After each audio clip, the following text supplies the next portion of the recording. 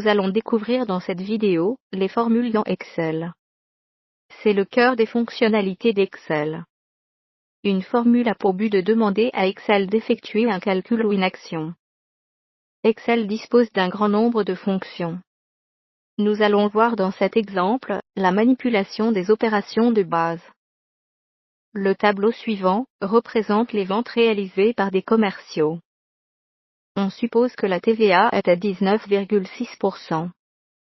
On souhaite calculer le montant de la TVA, puis le prix toutes taxes comprises.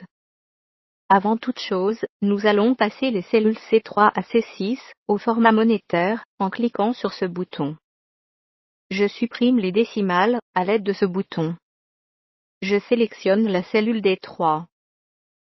Pour saisir une formule dans Excel, il faut commencer par taper le symbole « égal ».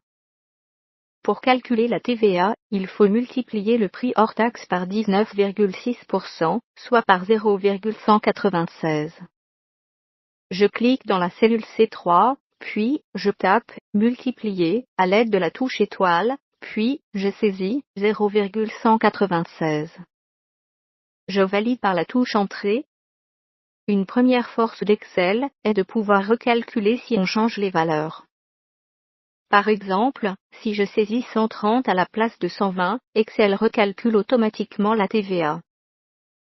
Calculons à présent le prix toutes taxes comprises. Je sélectionne alors la cellule 3. Comme toujours, on saisit le symbole « égal ».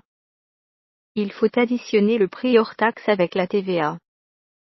Je clique dans la cellule C3, je tape le symbole plus, puis je clique dans D3 et je valide par la touche Entrée. Remarquez que les valeurs obtenues sont automatiquement au format monétaire. Il reste à compléter les autres cellules du tableau. Au lieu de réitérer les mêmes opérations, une autre grande force d'Excel consiste à recopier ces formules. Pour cela, je sélectionne les deux cellules ensemble, je tire vers le bas, en cliquant en maintenant appuyé, la poignée de recopie, en bas à droite de la cellule. Une autre astuce très pratique, surtout si le tableau comporte un grand nombre de lignes, consiste à double-cliquer sur la poignée de recopie.